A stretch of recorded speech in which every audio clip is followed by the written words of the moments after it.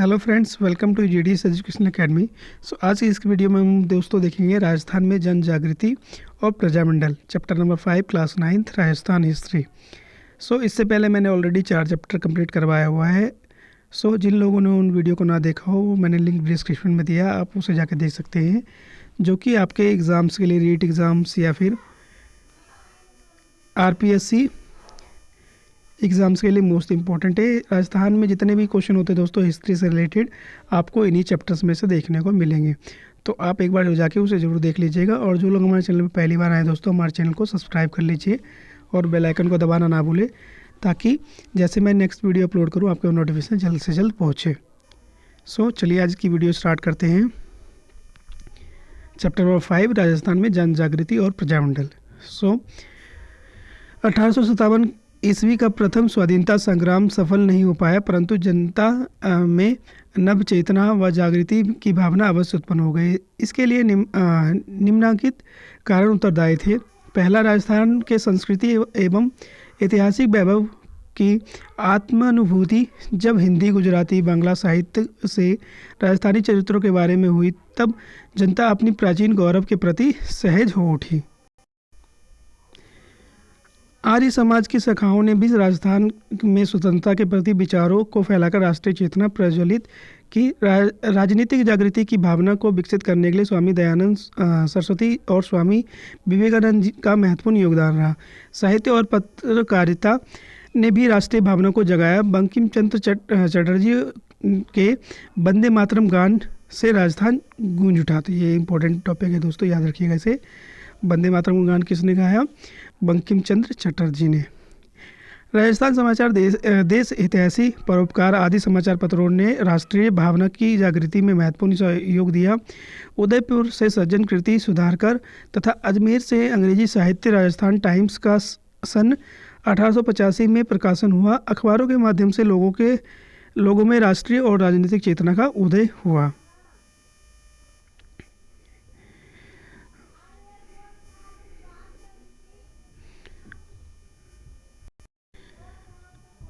छावनियों की भीषण अकाल के समय अंग्रेजों की ओर से उपेक्षा बरती गई। उसके कारण अंग्रेज के प्रति विरोध का वातावरण बना था। जनता के मन में स्वतंत्रता प्राप्ति के विचार बनने आरंभ हो गए।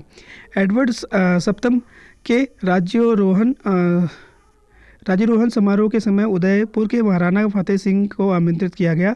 इसमें शामिल होने के लिए उन्होंने दिल्ली प्रस्थान किया। तभी उन्हें रास्ते में शाहजहाँपुर क्रांतिकारी केसरी सिंह बरहट ने चेतावनी राज चुंगटिया नामक का रचना भेंट की।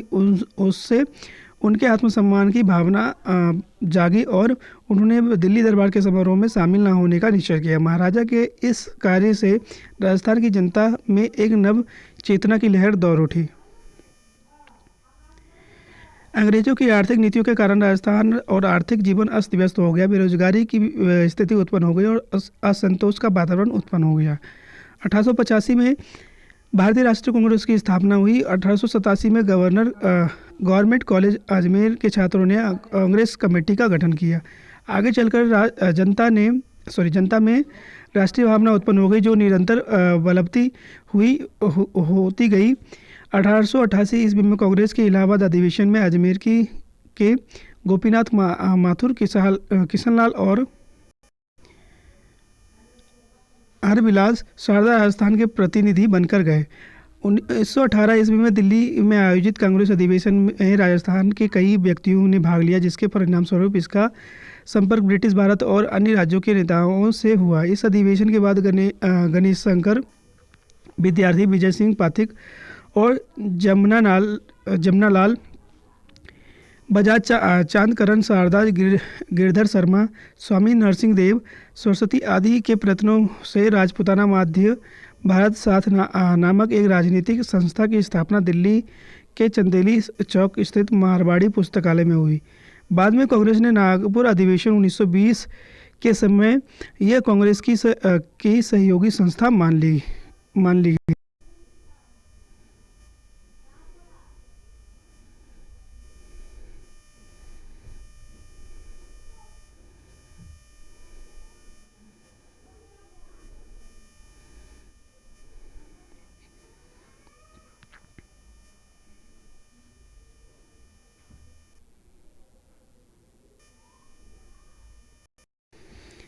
राजपूताना मध्य भारत सभा का दूसरा अधिवेशन कांग्रेस अधिवेशन के साथ ही दिसंबर 1919 में अमृतसर में संपन्न हुआ। मार्च 1920 में इसका तीसरा अधिवेशन जनमत लाल बजाज की अध्यक्षता में अजमेर में आयोजित किया गया। दिसंबर 1920 में सभा का चौथा अधिवेशन नागपुर में हुआ। भारतीय राष्ट्रीय कांग्रेस का अधिवेशन भी इस समय नागपुर में हो रहा था।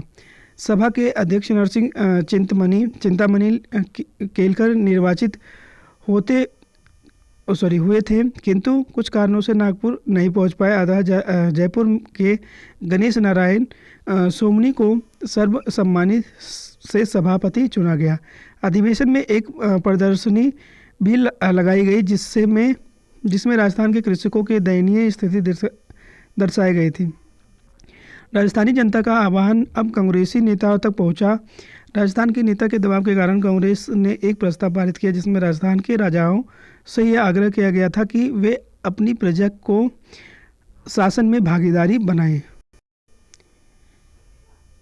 1919 में बारधा में ही राजस्थान सेवा संघ की स्थापना विजय सिंह पाठक, रामनारायण चौधरी और हरिभाई किंकर के योगदान से हुई। इस संघ का मुख्य उद्देश्य जनता की समस्याओं का निवारण करना था।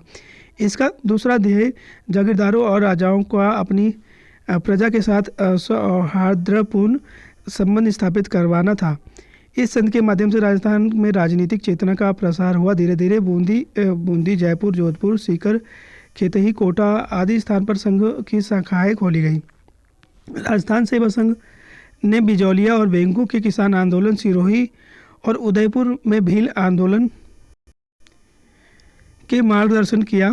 संघ में बूंदी, सिरोही और उदयपुर में पुलिस द्वारा किए गए अत्याचारों को उजागर किया और इनकी आलोचना की। ब्रिटिश सरकार राजस्थान सेवा संघ की गतिविधियों से संकटित थी। मार्च 1924 में रामनारायण चौधरी ने शोभालाल गुप्त को तरुण राजस्थान में देशद्रोहात्मक सामग्री प्रकाशित करने के अपराध में गिरफ्तार कर लिया गया। न्यायालय ने रामनारायण को तो मुक्त कर दिया, परंतु गुप्त को 2 वर्ष के कठोर कारावास की सजा मिली।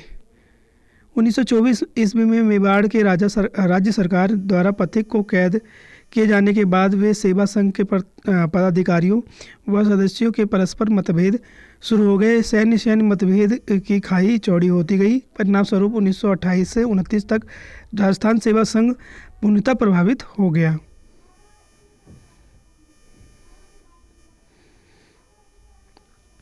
सन 1920 में भारतीय राष्ट्रीय कांग्रेस के नेतृत्व में महात्मा गांधी के हाथों में आ गया। उन्होंने 1921 में असहयोग आंदोलन आरंभ किया। समस्त भारत पर इसका प्रभाव पड़ा। राजस्थान में भी इससे अछूता नहीं रहा। यहाँ भी लोगों में देशभावना की प्रेरणा जागृत हुई और राज्यों में निरंकुश शासन के प्रति तीव्र रोष उत्पन्न हुआ। जोधपुर में एक सत्याग्रही भाबर लाल सौरफ हाथ में तिरंगा झंडा लेकर शहर में घूमे। झंडे के एक और महात्मा गांधी और दूसरी तरफ स्वराज लिखा था। उन्होंने बाजार में एक भाषण दिया जिसे जनता ने उत्साह से सुना। टोंक के राज्य की जनता ने एक सभा पर कांग्रेस के प्रति पूर्ण सहानुभूति व्यक्त की और असहयोग आंदोलन का अनुमोदन किया। वहाँ के अंग्रेज पुलिस अधिकारियों ने उनके नेता मौलवी अब्दुल रहीम, सैयद जुबैर मियाँ, सैयद इस्माइल मियाँ, काजी मोहम्मद अयूब आदि को गिरफ्तार कर लिया। लगभग 70 अन्य व्यक्ति भी इस संबंध में गिरफ्तार किए गए, लेकिन शीघ्र ही छोड़ दिए गए। जयपुर राज्य में जमनालाल बजाज ने अपनी राय बहादुर की उपाधि लौटा दी। याद रखिएगा दोस्तों, ये मार्क कर लीजिएगा। राय बहादुर की उपाधि किसने लौटाई? तो रतनलाल ने। और 1 लाख रुपए तिलक स्वराज कोष में दिए। उन्होंने 11,000 रुपये मुस्लिम लीग को दिए।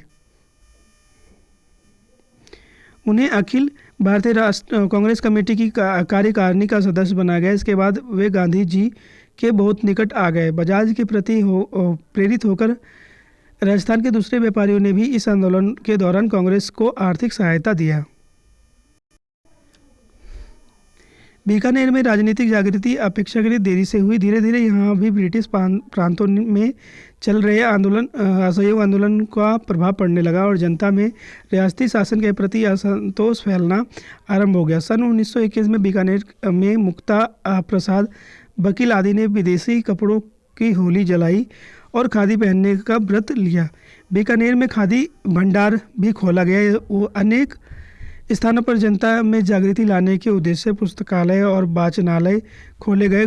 चूरू, सुजानगढ़, रतनगढ़ आदि में सर्वहितकारिणी सभा, विद्या प्रचारिणी सभा आदि नाम से समाज सेवा के उद्देश्य से संस्थाएं स्थापित की गई। इन संस्थाओं की ओर से राजनीतिक साहित्य के पर्चे आदि प्रसारित किए गए। 15 मार्च 1921 को अजमेर में द्वितीय राजनीतिक सम्मेलन का आयोजन किया गया, जिसमें मोतीलाल नेहरू उपस्थित थे और मौलाना शौकत अली ने सम्मेलन की अध्यक्षता करते हुए विदेशी वस्त्रों के बहिष्कार का आह्वान किया। अजमेर में पंडित गौरीशंकर के नेतृत्व में विदेशी वस्त्रों का बहिष्कार किया गया। इस कार्य में अर्जुन लाल सेठी, चांदकरण शारदा आदि ने भी भाग लिया। प्रथम विश्व युद्ध के दौरान राजस्थान के नरेशों ने तन मन और धन से ब्रिटिश सरकार को सहायता प्रदान कर ब्रिटिश साम्राज्य के प्रति पूर्ण निष्ठा का परिचय दिया। ब्रिटिश सरकार ने भी उन्हें अपना विश्वसनीय सहयोग और तथा युद्ध संचालन में भागीदार बनाया। बीकानेर के महाराज गंगा सिंह को साम्राज्यिक युद्ध मंत्रिमंडल और साम्राज्यिक युद्ध सम्मेलन का सदस्य मनोनीत किया। उन्हें जर्मनी से संधि वार्ता में भाग लेने के लिए भारत का प्रतिनिधित्व करते हेतु पेरिस भेजा गया। विश्व युद्ध के बाद समाप्ति के बाद वायसराय की अध्यक्षता में नरेंद्र मंडल की स्थापना की गई, जहां देशी राजा अपने राज्य और भारत सरकार से संबंधित समस्याओं का विचार विमर्श कर सकते थे। इसके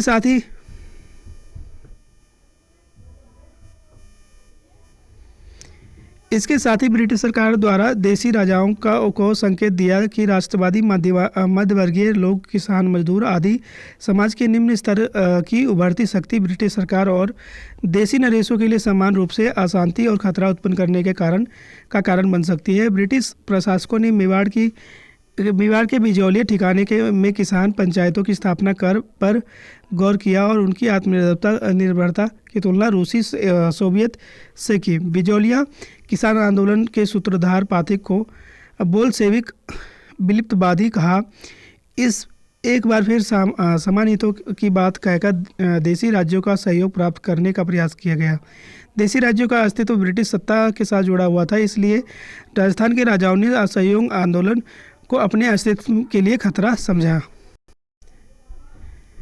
राजस्थान के शासक अपने राज्यों में असहयोग आंदोलन के दौरान होने वाली गतिविधियों के प्रति सतर्क हो गए। स्वयं को प्रगतिशील मानने वाले बीकानेर के महाराज गंगा सिंह ने अपने राज्य के शिव मूर्ति सिंह और संपूर्णानंद और आनंद वर्मा को सरकारी नौकरी के लिए इसलिए निलंबित कर दिया क्योंकि वे स्वदेशी वस्त्र पहनते थे और उन्होंने तिलक स्वराज कोष में चंदा जमा कराया था। जोधपुर महाराज के संरक्षक सर प्रताप सिंह इस आंदोलन के कारण इतना बौखला उठे कि उन्होंने राज्य में विदेशी माल को प्रोत्साहन देना आरंभ कर दिया, जबकि इससे पूर्व महर्षि दयानंद ने उपदेशक मानकर हिंदी भाषा और स्वदेशी का प्रचार करते रहे थे। उदयपुर के महाराणा फतेह सिंह असहयोग आंदोलन के प्रति गुप्त रूप से सहानुभूति रखते थे। भारत सरकार ने उन्हें आदेश दिया कि वे या तो उनके कहे अनुसार मंत्रिमंडल का गठन करें या युवराज को शासन के अधिकार सौंपकर स्वयं को राजकाज से अलग हो जाए। महाराणा ने विवश होकर अपने युवराज भूपाल सिंह को 28 जुलाई 1921 को शासन अधिकारी सौंप दिए। युवराज ने अंग्रेज सरकार की इच्छा अनुसार मंत्रिमंडल बनाया। राजस्व विभाग जैसा महत्वपूर्ण विभाग एक अंग्रेज अधिकारी मिस्टर फ्रेंच को सौंप दिया गया। ब्रिटिश सरकार अब यह प्रयत्न करने लगे कि जहां तक हो सके राजस्थान के राज्यों में अंग्रेज मंत्रियों को नियुक्ति हो ताकि वे राज्य में बढ़ती हुई राजनीतिक चेतना पर नियंत्रण रख सके। सिरोही, बूंदी, जोधपुर, जयपुर में अंग्रेज व्यक्तियों व्यक्तियों को मंत्री नियुक्त किया गया, जहां ऐसा संभव नहीं हुआ कि वहां के राज्य के बाहर व्यक्तियों को उच्च पदों पर नियुक्त करने की व्यवस्था की गई। स्थानीय प्रतिभा की पूर्ण रूप से अवहेलना की गई। मारवाड़ जोधपुर राज्य का प्रथम मैट्रिक परीक्षा उत्तीर्ण व्यक्ति और स्थानीय कॉलेज का प्रथम स्नातक दरबार हाई स्कूल में क्रमशः लेखाकार और सामान्य अध्यापक के पद पर ही कार्यरत रहे। राजस्थान के अनेक राज्यों में राजाओं के प्रशासन का अधिकार छीनकर नवनियुक्त दीवानों और निरंकुश नौकरशाह को दे दिया गया। उनका कार्य जनता की राजनीतिक गतिविधियों पर अंकुश लगाए रखना था। वे अपने कार्यों के लिए राजा और जनता के स्थान पर दिल्ली के राजनीतिक विभाग के प्रति उत्तरदायी थे। 20वीं शताब्दी के तृतीय दशक तक राज्यों में बहुत बड़ी संख्या में शिक्षित लोग मौजूद हुए, जिन्हें राज्य के में कार्य करने का अवसर प्राप्त नहीं हो रहा था। परिणाम स्वरूप उनमें असंतोष फैल गया। इस शिक्षित वर्ग में प्रचलित व्यवस्था में व्याप्त अनियमितताओं को उजागर कर जनता में जागृति उत्पन्न की। उन्होंने नागरिक अधिकारों और उत्तरदायी सरकार की स्थापना के लिए संघर्ष किया और जन आंदोलनों को नेतृत्व प्रदान किया। राजस्थान में अब एक नए युग का सूत्रपात हुआ। राजस्थान में प्रजामंडलों की स्थापना। राजस्थान में स्वतंत्रता संघर्ष को तीन चरणों में विभक्त किया जा सकता है। प्रथम 1927 ईस्वी में पूर्व, द्वितीय 1927 से 38 तक और तृतीय 38 से 49 तक। प्रथम चरण सामाजिक और मानवतावादी समस्याओं पर केंद्रित था। द्वितीय चरण 1927 में all India state people's congress की स्थापना हुई। 1938 में हरिपुरा कांग्रेस अधिवेशन में प्रस्ताव पास कर देसी रियासतों में लोगों द्वारा स्वतंत्रता संघर्ष चलाने की बात कही गई। 1938 के बाद विभिन्न राज्यों में प्रजामंडल और प्रजा परिषदों की स्थापना हुई तथा राजनीतिक अधिकारियों और उत्तरदायी प्रशासन के लिए आंदोलन शुरू हो गए। प्रजामंडल की स्थापना से पूर्व ही मुख्यतः बुद्धिजीवी वर्ग ने ब्रिटिश भारत के समान रियासतों में भी प्रजा के अनेक गठबंधन बनाए। ऐसे संगठनों में 1919 ईस्वी में राजपूताना माध्य भारत सभा, 1919 ईस्वी में राजस्थान सेवा संघ और 1920 ईस्वी में अखिल भारतीय देसी लोक परिषद की स्थापना हुई। इनके माध्यम से स्वतंत्रता आंदोलन में तीव्रता आई।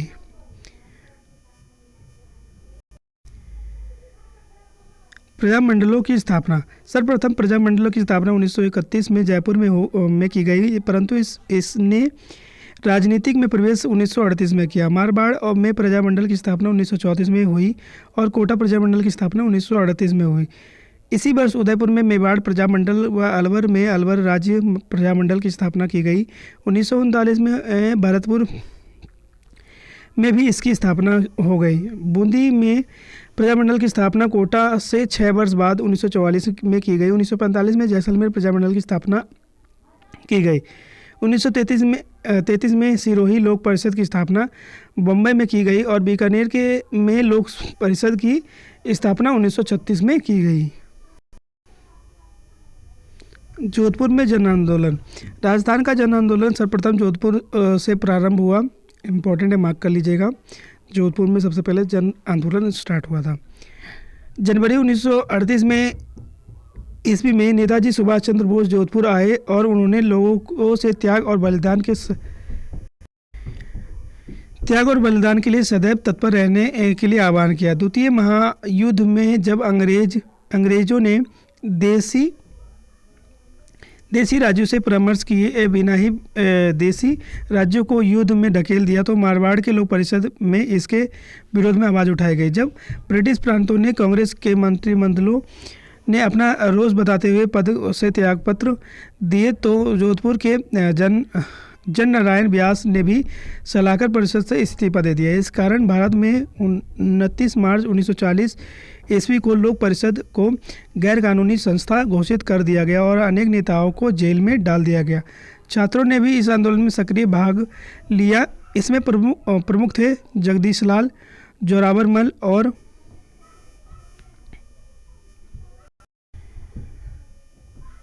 मदन लाल। इन्होंने छात्रों को स्कूल जाने से रोका और उन्हें परीक्षा न देने का अनुरोध किया। 18 अगस्त 1942 को आंदोलन के छठे डिक्टेटर फूलचंद बाफना को गिरफ्तार कर लिया गया और नागौर के शिवदयाल देव को भी, जिसे 7वां डिक्टेटर बनाया गया था, गिरफ्तार कर लिया गया। 8वें डिक्टेटर तुलसीराज राशि को भी उसी दिन गिरफ्तार कर लिया गया। इस प्रकार पुलिस ने एक ही दिन में लोक परिषद के 3 डिक्टेटरों को गिरफ्तार कर लिया। ये थे जयनारायण व्यास।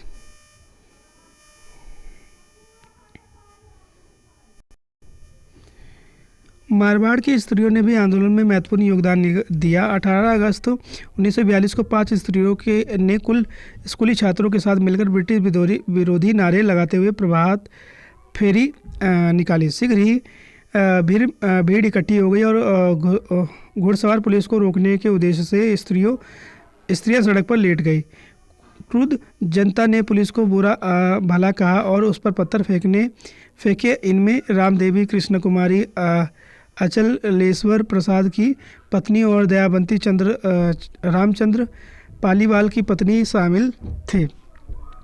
इससे पूर्व उन्होंने सर प्रताप स्कूल, पुष्टिकर स्कूल और सरदार भाई स्कूल में धरना देने का प्रयास किया। 22 सितंबर 1942 को एक सभा में सूरज देवी माथुर और सावित्री देवी माथुर ने उत्तरदायी शासन संबंधित गीत गाए। आर्य समाज कन्या पाठशाला की प्रधान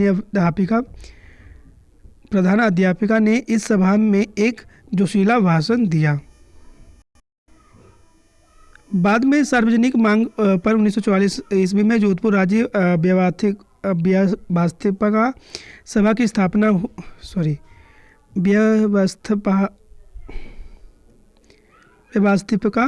स्थापना की गई, लेकिन राष्ट्रवादी इससे संतुष्ट नहीं हुए और अक्टूबर 1946 को डाबरा कांड हुआ, जिसे डिडवाना के जगीरदारों ने अपने सामंती सहयोगियों के द्वारा लोक परिषद के कार्यकर्ताओं पर अमानवीय अत्याचार करवाए। यद्यपि राष्ट्रीय समाज पत्रों में इस नृत्य के तीव्र भर्त्सना की गई, परंतु जोधपुर महाराजा ने इसकी कोई परवाह नहीं की। जून 1947 में जोधपुर के महाराज उम्मेद सिंह का देहांत हो गया और उनके पुत्र हनुमंत सिंह को गद्दी नसीन किया गया। नए राजा ने प्रधानमंत्री वेंकटचारी को हटा दिया और अपने जमींदारों व रिश्तेदारों का मंत्रिमंडल बना लिया। 28 फरवरी 1948 को भारत सरकार ने बीपी मेनन को जोधपुर भेजा और उनके समझाने पर राजा ने वस्तु स्थिति को समझा और 1948 ईस्वी में जयनारायण व्यास के मंत्रिमंडल का निर्माण हुआ और 1949 में जोधपुर बृहत्तर राजस्थान में विलीन हो गया। अगला है दोस्तों बीकानेर में जन आंदोलन। बीकानेर के महाराजा गंगा सिंह एक प्रगतिशील शासक थे और उन्होंने अपनी योग्यता से अंतर्राष्ट्रीय ख्याति प्राप्त की थी। उन्होंने राज्य में व्यवस्थापिका, हाई कोर्ट व नगर पालिकाओं का निर्माण कर सुधारक की भूमिका अदा की थी, परंतु जन आंदोलन को उन्होंने साम दाम दंड भेद की नीति से दबाव दिया था। बीकानेर में जन जागृति लाने वाले चुरू के स्वामी गोपाल दास सर्वप्रथम थे। रियासती शासन ने बीकानेर षड्यंत्र केस में स्वामी गोपाल दास व उनके 8 साथियों को फंसा दिया और जेल में अनेक यातनाएं दी। मल्हाराम वैद्य ने राजा के आतंक के कारण कलकत्ता जाकर बीकानेर प्रजामंडल की स्थापना की और 1941 ईस्वी में गंगा सिंह की मृत्यु हो गई और उनके बाद शार्दुल सिंह राजा बने। पिता की तरह पुत्र ने भी दमन चक्र चालू रखा, परंतु 1947 ईस्वी के बाद राजा बदलते समय को पहचान गए और 1947 ईस्वी में बीकानेर एक्ट पास कर द्विसदनीय व्यवस्थापिका राज्यसभा तथा धारा सभा की स्थापना की गई। इसके अतिरिक्त लोक सेवा आयोग व हाईकोर्ट का भी गठन किया गया। जनता को कतिपय मौलिक अधिकार भी प्रदान किए गए और अप्रैल 1947 में बीकानेर के तृतीय संविधान सभा में प्रतिनिधि भेजे। बीकानेर ने बृहद राजस्थान में शामिल होने में कोई अड़चन पैदा नहीं की। लंबे समय बाद गिरफ्तार 1947 में बीकानेर संविधान अधिनियम जनता के लिए प्रकाशित कर दिया गया। कहने को तो इसके अनुसार शासक के संरक्षण में कार्य करते हुए जनता के प्रति एक उत्तरदायी सरकार बनाई जा रही थी। व्यापक मताधिकार पर आधारित 2 सदनों वाली व्यवस्थापिका अस्तित्व में आई। कुछ बातों को छोड़कर समस्त शासन एक परिषद को सौंप दिया गया, जो व्यवस्थापिका के प्रति उत्तरदायी थे। शासन ने यह भी घोषणा कर दी कि 2 वर्ष के भीतर उनके संरक्षण में एक पूर्व उत्तरदायी सरकार बनाई जाएगी। जनवरी 1948 में महाराजा ने अपने राजनीतिक बंदियों को रिहा कर प्रजा परिषद के कार्यकर्ताओं ने एक सभा में घोषणा की कि नया संविधान स्वीकार करने योग्य नहीं है। 2 फरवरी 1948 में यह घोषणा की गई कि अप्रैल 1948 तक उत्तरदायी सरकार अस्तित्व में आ जाएगी। 18 मार्च 1948 को शार्दुल सिंह ने मंत्रिमंडल की स्थापना में एक मिला-जुला अंतरिम मंत्रिमंडल बनाने की घोषणा की, जिसका कार्य राज्य में दैनिक शासन को जारी रखना था। यह मिला-जुला मंत्रिमंडल अधिक दिनों तक कार्य नहीं कर सका। प्रजामंडल चुनाव करवाने के पक्ष में नहीं था। सामंती प्रतिनिधियों के साथ मिलकर जनप्रतिनिधियों के लिए सरकार चलाना संभव नहीं था। प्रजामंडल के सदस्यों ने मंत्रिमंडल से इस्तीफा दे दिया। विवश होकर महाराजा ने मंत्रिमंडल भंग कर दिया और केंद्र के दबाव के फलस्वरूप उसे प्रस्तावित चुनाव भी रद्द करने पड़े। इस बीच कैबिनेट योजना के अंतर्गत अंतरिम सरकार बनी और संविधान निर्मात्री सभा का एक कार्य आरंभ हुआ। देश राज्यों को भी संविधान निर्मात्री सभा में भाग लेने को आमंत्रित किया गया। महाराजा शार्दुल सिंह ने दूरदर्शिता का परिचय देते हुए इसमें भाग लेने का निर्णय किया। उसने अन्य राज्यों को भी इसमें भाग लेने के लिए प्रेरित किया। 28 अप्रैल 1947 को बीकानेर के प्रतिनिधि के.एम. पनिक्कर ने संविधान निर्मात्री सभा में अपना शपथ ग्रहण किया। 3 जून 1947 को माउंटबेटन योजना की घोषणा हुई, जिसमें भारत का विभाजन का उल्लेख था। याद रखिएगा दोस्तों डेट, 3 जून 1947 को माउंटबेटन आया था। माउंटबेटन योजना इम्पोर्टेंट है। देशी नरेशों के समक्ष अब विकल्प था कि वे स्वतंत्र रहे या भारतीय संघ या पाकिस्तान में शामिल हो। महाराजा शार्दुल सिंह ने बीकानेर राज्य को भारतीय संघ में सम्मिलित करने का निर्णय लिया। तो ये भी याद रखिएगा, महाराजा शार्दुल सिंह ने यह निर्णय लिया था। अगला है दोस्तों जैसलमेर में जन आंदोलन। तो पढ़ते हैं इसके बारे में। जैसलमेर एक ऐसा राज्य था जहाँ जन चेतना का नितांत अभाव था। इसका मूल कारण यह था कि जैसलमेर में कम जनसंख्या थी और इसका अधिकांश भाग मरु भाग में रहता था। यातायात के साधनों का अभाव और संचार माध्यम भी विकसित नहीं थे। यहाँ के राजा ने जन आकांक्षाओं को अधिक दबा रखा था।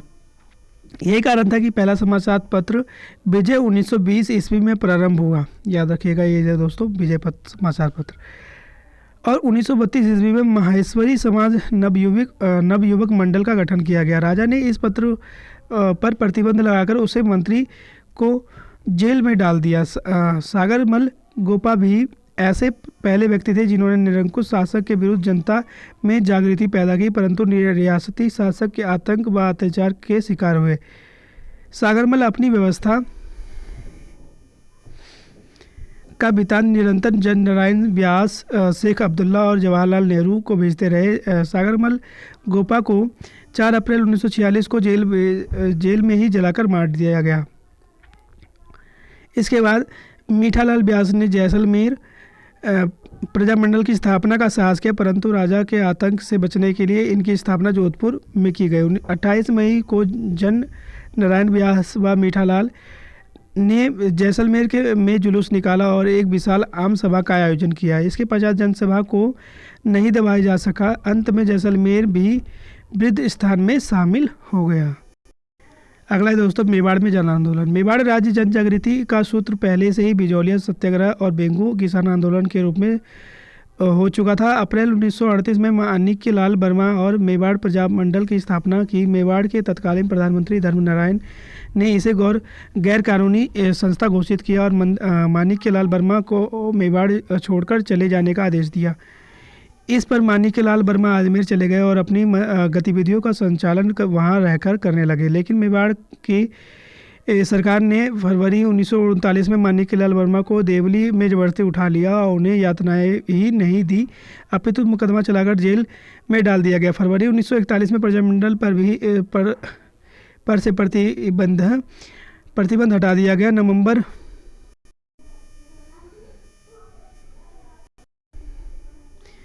1941 में प्रजामंडल का प्रथम अधिवेशन माणिक्यलाल वर्मा के सभापति में बड़ी धूमधाम के साथ हुआ। इस अवसर पर आचार्य JB कृपलानी ने और विजय लक्ष्मी पंडित जी भी आए और खादी में ग्रामोद्योग प्रदर्शनी का आयोजन भी किया गया। बाद में मेवाड़ हरिजन सेवा संघ की स्थापना की गई और इसका कार्यभार मोहनलाल सुखाड़िया को सौंप दिया गया। इस प्रकार भील, मीना और आदिवासियों के कल्याण का कार्य बलवंत सिंह मेहता के सुपुत्र किया गया। अगस्त 1942 में जब महात्मा गांधी ने भारत छोड़ो आंदोलन चलाया तो प्रजामंडल को भी गैर कानूनी संस्था घोषित कर दिया गया और इसके विरुद्ध नेताओं को गिरफ्तार कर लिया गया। दिसंबर 1942 में मेवाड़ प्रजामंडल के नियंत्रण पर अखिल भारतीय देसी राज्य लोक परिषद का 7वां अधिवेशन उदयपुर में आयोजित किया गया, जिसमें 435 प्रतिनिधियों ने भाग लिया। इस सम्मेलन की अध्यक्षता पंडित जवाहरलाल नेहरू ने की। धीरे धीरे देश में वातावरण के साथ मेवाड़ में भी परिवर्तन आने लगा। महाराणा ने उत्तरदायी शासन की मांग को आंशिक रूप से स्वीकार करते हुए मेवाड़ को नया संविधान दिया, जिसका प्रारूप AK मुंशी ने तैयार किया। याद रखिएगा दोस्तों। स्वतंत्रता के बाद मेवाड़ भी राजस्थान में विलीन हो गया। नेक्स्ट है दोस्तों कोटा में जन आंदोलन। कोटा में जन जागृति का सूत्रपात लगभग 1918 ईस्वी में प्रारंभ हो गया। कोटा निवासियों ने भी विदेशी वस्तुओं का बहिष्कार चालू कर दिया और उन्होंने गांधी टोपी पहने जाने का उत्साह शुरू हो गया था। यहाँ पंडित नैनूराम शर्मा पहले व्यक्ति थे जिन्होंने राजकीय सेवा का त्याग कर सार्वजनिक जीवन में प्रवेश किया। वे विजय सिंह पाठक द्वारा स्थापित राजस्थान सेवा संघ के सक्रिय सदस्य बन गए। उन्होंने सर्वप्रथम बेगार प्रथा के विरुद्ध कोटा में आंदोलन चलाया। 1934 ईस्वी में हड़ौती प्रजामंडल की स्थापना की। फिर उनके साथ पंडित अभिन्न हरि भी हो गए और दोनों ने मिलकर सरकार के उत्तरदायी सरकार को बनाने का आग्रह किया। अभिन्न हरि मंगरोल के रहने वाले थे, इसलिए इन्होंने 1939 में कोटा राज्य प्रजामंडल की स्थापना वहाँ की। इसकी अध्यक्षता पंडित नयनूराम ने की। अधिवेशन के स्वागतक अध्यक्ष सेठ मोतीलाल बनाए गए। 1940 में ईस्वी में कोटा के रामतलाई क्षेत्र में कोटा प्रजामंडल का अधिवेशन आयोजित किया गया। इस अधिवेशन की अध्यक्षता पंडित अभिन्न हरि ने की।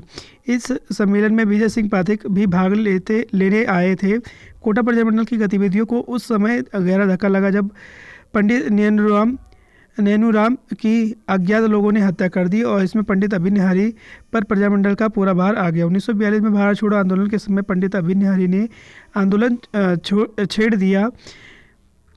इस आंदोलन में इनके साथ मास्टर शंभू दयाल सक्सेना, नाथुल जैन, श्याम नारायण सक्सेना, सेठ मोतीलाल, बकीन बेनी माधव, श्रीमती बेंगी बेनी माधव इत्यादि उनके साथ थे। 1945 ईस्वी में इस आंदोलन में विद्यार्थी भी शामिल हो गए। उन्होंने जुलूस निकाले और आत्मसभाएं आयोजित की। प्रदर्शनकारियों पर लाठीचार्ज हुआ, लेकिन भीड़ ने शहर कोतवाली पर कब्जा कर तिरंगा झंडा फहराया दिया गया। कोटा के शहर पाना के फाटक बंद कर दिए गए और शहर में आने वाली सड़कों पर गड्ढे खोद दिए गए ताकि बाहर से कोई मदद ना आ सके। कोटा के दीवान सर हरिलाल घोसलिया और IG पुलिस संत सिंह आंदोलन को कुचल देना चाहते थे, परंतु कोटा के महाराज भीम सिंह ने पला यथा के सर ओंकार सिंह के माध्यम से जनता 16 अगस्त 1945 को समझौता कर लिया।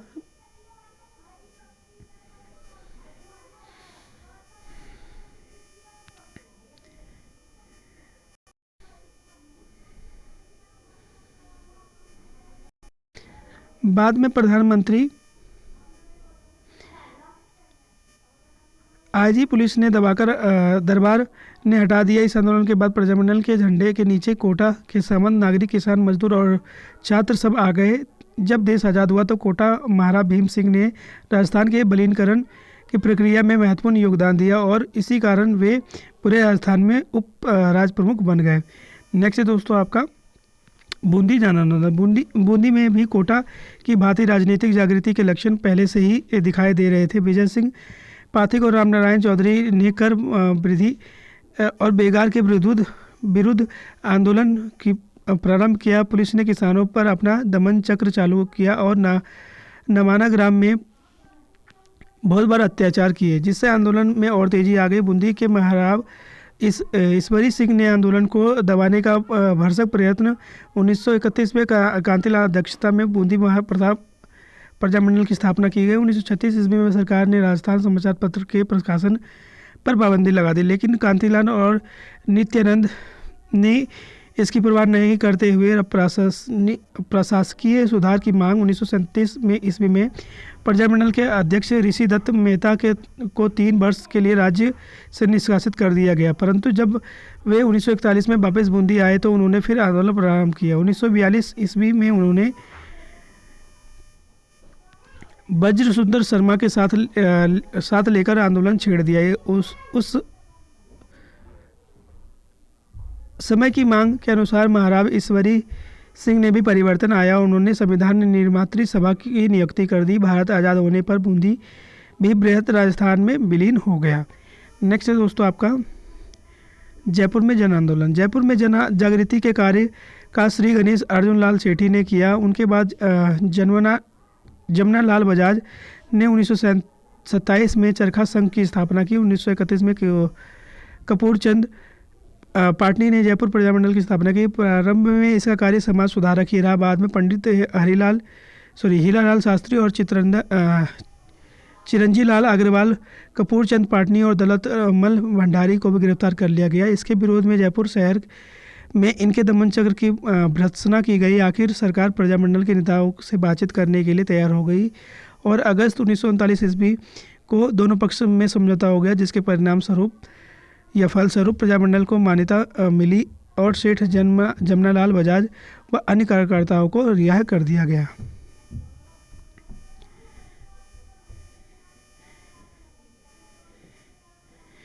उन्नीस सौ 40 ईस्वी में हीरालाल शास्त्री प्रजामंडल के अध्यक्ष निर्वाचित हुए। उन्होंने राज्य भर में प्रजामंडल की शाखाएं खोल दी। 1941 में नवंबर में प्रजामंडल का तीसरा अधिवेशन हुआ। 1942 में भारत छोड़ो आंदोलन के समय जयपुर में आंदोलन छेड़ा गया तो जयपुर महाराज ने उत्तरदायी सरकार की मांग की और स्वीकार कर लिया। अब जयपुर में आंदोलन का कोई औचित्य नहीं रहा। इस समय प्रजामंडल में दो वर्ग हो गए थे। एक वर्ग आपको अखिल भारतीय आंदोलन के साथ रखना चाहते थे और दूसरा वर्ग नेतृत्व शास्त्री जी कर रहे थे, आंदोलन के पक्ष में नहीं था। परंतु बाबा हरिश्चंद्र के दबाव में सितंबर 1942 में हीरालाल शास्त्री प्रधानमंत्री सर मिर्जा इस्माइल को आंदोलन छेड़ने का अल्टीमेटम दे दिया। इस प्रकार प्रधानमंत्री ने शास्त्री जी को वार्तालाप के लिए आमंत्रित किया। दोनों में बातचीत के बाद निम्न समझौता हो गया। फर्स्ट, युद्ध के लिए राज्य सरकार धन की सहायता नहीं देगी। प्रजामंडल को राज्य में शांतिपूर्वक युद्ध विरोधी अभियान चलाने में की स्वतंत्रता होगी। तीसरा, ब्रिटिश प्रांतों में आने वाले किसी आंदोलनकारी को प्रवेश करने में नहीं रोका जाएगा। जनता के उत्तरदायी शासन देने के लिए राज्य शीघ्र कार्रवाई करेगा। प्रजामंडल महाराजा के विरुद्ध किसी प्रकार की सीधी कार्रवाई नहीं करेगा। नेक्स्ट, इस समझौते के फलस्वरूप जनसाधारण में आंदोलन करने की प्रेरणा समाप्त हो गई। शास्त्री समझौते के बावजूद आज़ाद मोर्चे के नेताओं ने आंदोलन चलाया, परंतु गिरफ्तार कर लिए गए। 1945 ईस्वी में जवाहरलाल नेहरू जयपुर आए तो आज़ाद मोर्चे का प्रजामंडल में विलीनीकरण हो गया। अक्टूबर 1942 में महाराजा ने एक समिति गठन किया जिसका कार्य संवैधानिक सुधारों का सुझाव देना था। इस समिति ने 2 वर्षों में प्रतिवेदन प्रस्तुत कर फलस्वरूप 1945 ईस्वी में 2 सदनों वाली व्यवस्थापिका स्थापित की, परंतु दोनों में महाराजा का ही वर्चस्व। जब चुनाव हुए तो प्रजामंडल में चुनाव में भाग लिया, जिसमें परिषद में 3 सीटों पर प्रतिनिधि सभा 27 सीटों पर विजय प्राप्त की। 24 जुलाई 1947 के दिन जब नरेंद्र मंडल की सभा हुई तो जयपुर नरेश ने यह घोषणा कर दी कि भारतीय संघ में सम्मिलित होंगे, लेकिन जब उत्तरदायी सरकार का निर्माण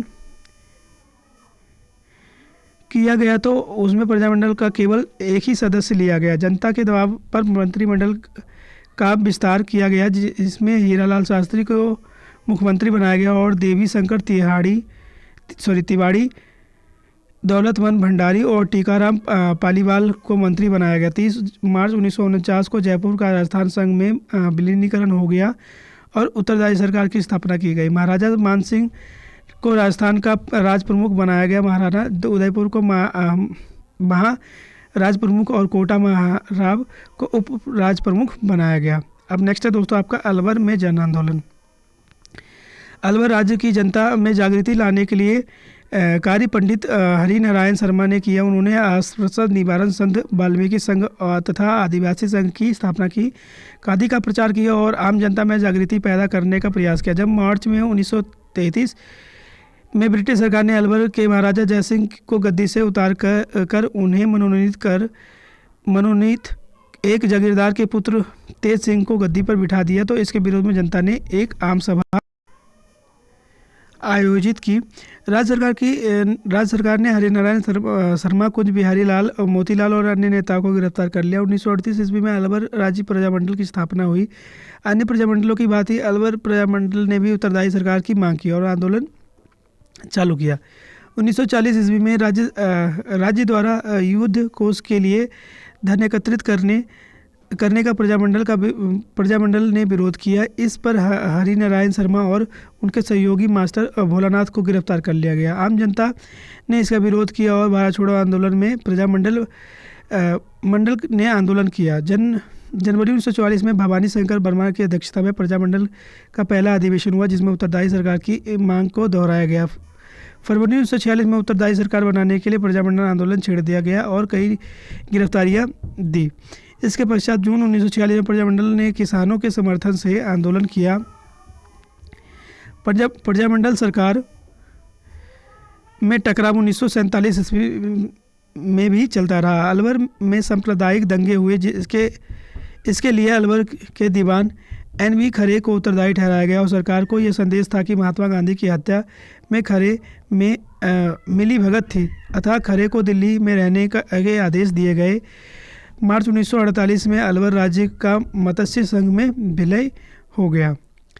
नेक्स्ट है दोस्तों आपका भरतपुर में जन आंदोलन। भरतपुर में राज्य में जन जागृति उत्पन्न करने वालों में जगन्नाथ दास अधिकारी और ग्राम प्रसाद शास्त्री का नाम प्रमुख है। भरतपुर में तत्कालीन महाराजा किशन सिंह 1900 से 1927 तक एक प्रगतिशील व्यक्ति थे। उन्होंने हिंदी को राजभाषा का दर्जा और गाँवों में, नगरों और स्वस्थायी संस्थाओं को विकसित किया। वे उत्तरदायी सरकार बनाने के भी पक्षधर थे। उनके प्रगतिशील विचारों की उन्हें कीमत चुकानी पड़ी और ब्रिटिश सरकार ने उनको गद्दी से उतार दिया और बालक विजयेंद्र सिंह को गद्दी पर बिठा दिया तथा शासन चलाने के लिए प्रशासक नियुक्त कर दिए गए। 1930 में भरतपुर महाविद्यालय के छात्रों ने स्वतंत्रता दिवस मनाया। 1938 ईस्वी में राज्य के बाहर रेवाड़ी में भरतपुर प्रजामंडल की स्थापना की गई। इसके अध्यक्ष गोपीलाल यादव बने और कोषाध्यक्ष मास्टर आदित्येंद्र को बनाया गया। राज्य सरकार ने प्रजामंडल को गैर कानूनी संस्था घोषित किया और इस प्रजामंडल ने 21 अप्रैल 1938 को सरकार के विरुद्ध सत्याग्रह प्रारंभ कर दिया। अंत में 23 दिसंबर 1940 को प्रजा परिषद को मान्यता दे दी गई और अंत में नेता जेल से छोड़ दिया गया। 30 दिसंबर 1940 को परिषद पर पहला सम्मेलन नारायण व्यास की अध्यक्षता में आयोजित किया गया। इसमें उत्तरदायी शासन की मांग प्रस्तुत की। सरकार ने 22 अक्टूबर 1942 में वज्र जन प्रतिनिधि समिति को गठन के गठन की घोषणा की। इसके लिए अगस्त 1943 में चुनाव कराए गए। इसमें 50 सदस्य थे, जिसमें 37 निर्वाचित थे। प्रजा परिषद ने इसमें से 27 पद जीत लिए। युगल किशोर चतुर्वेदी को इसका नेता बनाया गया और मास्टर आदित्येंद्र को उपनेता। लेकिन परिषद के ढकोसले का शीघ्र ही पता लग गया और परिषद के सदस्य ने इसका बहिष्कार करना शुरू कर दिया। प्रजा परिषद का दूसरा अधिवेशन 23 मई 1945 को बयाना में आयोजित किया गया और फिर उत्तरदायी शासन की मांग की। प्रजामंडल ने सत्याग्रह चालू कर दिया और राज्य सरकार ने सब नेताओं को गिरफ्तार कर लिया। 14 जनवरी 1946 में वायसराय बेबिल व बीकानेर के महाराजा शार्दुल सिंह भरतपुर आए और उनके पहुंचने पर जनता ने व्यापक प्रदर्शन कर अपना आक्रोश प्रदर्शित किया। सरकार ने भी अपना दमन चक्र चलाया और सारे नेता जेल में डाल दिए। अलवर में मेबो व जाटो में दंगे भड़क उठे और 15 अगस्त 1947 को जब भारत आज़ाद हुआ तो भरतपुर सांप्रदायिकता में आग में जल रहा था। 18 मार्च 1948 को भरतपुर राज्य में मत्स्य संघ में विलीन कर दिया गया। नेक्स्ट दोस्तों, धौलपुर में जन आंदोलन। धौलपुर में जन आंदोलन का कार्य स्वामी श्रद्धानंद ने 1928 ईस्वी में प्रारंभ किया। 1936 में पंडित कृष्णदत्त पालीवाल ने धौलपुर प्रजामंडल की स्थापना करी। इसके पश्चात 1938 से 1940 में उत्तरदायी शासन की मांग प्रस्तुत की हुई। 12 नवंबर 1946 को तासीम गांव में प्रजामंडल का अधिवेशन बुलाया गया, परंतु सरकार ने किराए के गुंडों के माध्यम से दंगे फसाद करवाए। 1947 ईस्वी में धौलपुर प्रजामंडल उत्तरदायी शासन की मांग करता रहा। अंत में 17 फरवरी 1948 को सरदार पटेल ने महाराजा को दिल्ली बुलाकर शासन अधिकारी त्यागने पर मजबूर कर दिया। बाद में धौलपुर को मत्स्य संघ में विलीन कर दिया गया। 11वां दोस्तों, करौली में जन आंदोलन। करौली में प्रजामंडल की स्थापना 1938 में की गई। इसके प्रमुख नेता त्रिलोक चंद्र माथुर, चिरंजी लाल शर्मा व मान सिंह आदि थे। अन्य राज्यों की भांति करौली में भी आंदोलन समाप्त करने के प्रयास किए गए। नवंबर 1946 में करौली के पड़ोसी राज्य के कार्यकर्ताओं का एक सम्मेलन बुलाया गया, जिसमें करौली में उत्तरदायी शासन की मांग की गई। जुलाई 1947 में महाराजा ने 11 सदस्यों की समिति संवैधानिक सुधार के विषय में सुझाव देने के लिए नियुक्ति की। प्रजामंडल ने मांग की कि इसमें कुछ जनप्रतिनिधियों भी होने चाहिए, परंतु महाराजा ने यह मांग अस्वीकार कर दिया। कुछ समय बाद करौली को मत्स्य संघ में विलीनीकरण हो गया।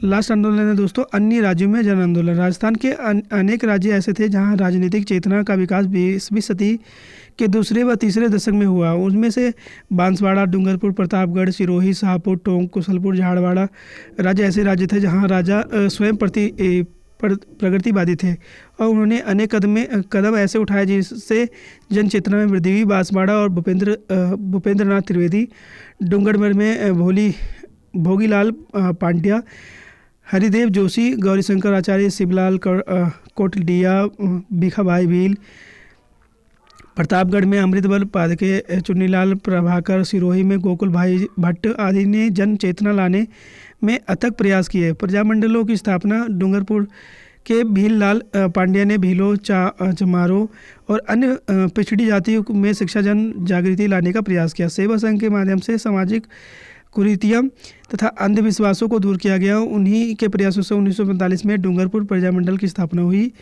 बांसवाड़ा में भील बाहुल्य इलाके में भूपेंद्रनाथ त्रिवेदी ने जन जागृति पैदा की और स्वतंत्रता प्राप्ति के बाद सभी राज्य को बृहद राजस्थान में विलय हो गया।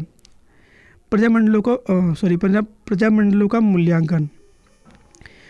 तो राजस्थान में प्रजामंडलों का लोक परिषदों का जन जागृति करने के लिए महत्वपूर्ण योगदान रहा। उन्होंने अपनी राजनीति एवं सामाजिक समस्याओं के प्रति जनता में चेतना उत्पन्न की। प्रारंभिक अवस्था में यद्यपि इतनी सफलता नहीं मिली, फिर भी कार्यकर्ताओं और नेताओं के प्रयास कम नहीं हुए। राजाओं ने पहले जो प्रजामंडलों को गैर कानूनी बताया और नेताओं को जेल में डाल दिया।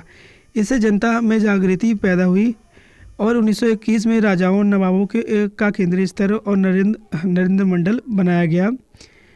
इस संस्था के सुझाव पर राजाओं ने प्रजामंडलों व लोक परिषदों की स्थापना होने दी। प्रजामंडलों ने कांग्रेस के कार्यक्रम को भी अपनाया और आंदोलन में भाग लिया। इसमें 1942 का भारत छोड़ो आंदोलन सबसे प्रमुख है। इससे सारा देश एकता के सूत्र में बंध गया और राजाओं को भी आभास हो गया कि अब लोकतंत्र का युग आ रहा है और राजतंत्र व निरंकुशता के दिन चले गए। यही कारण है कि सरदार पटेल के प्रयासों से सभी राजाओं ने अपने राज्य को भारत संघ में विलीनीकरण स्वीकार कर लिया और प्रजामंडलों ने ही सामाजिक कुरीतियों की जनता का ध्यान आकर्षित। इस महान सामाजिक और राजनीतिक परिवर्तन लाने का श्रेय प्रजामंडलों का ही जाता है। एक चीज़ और आपको याद रखना है दोस्तों, स्टैचू ऑफ यूनिटी किसे कहा जाता है? आपको सरदार वल्लभ भाई पटेल को ही, तो ये भी याद रखना है आपको। तो यहाँ पे हमारे ये चैप्टर दोस्तों ख़त्म होता है। आई होप आपको समझ में आ गया होगा। अगर हमारी वीडियो पसंद आए तो प्लीज़ लाइक करें, शेयर करें और ज़्यादा से ज़्यादा लोगों तक पहुँचाएं दोस्तों। नेक्स्ट टाइम मैं नेक्स्ट चैप्टर लेकर आने वाला हूँ, तो प्लीज़ हमारे चैनल को सब्सक्राइब करना ना भूलें और बेल आइकन को दबाना ना भूलें।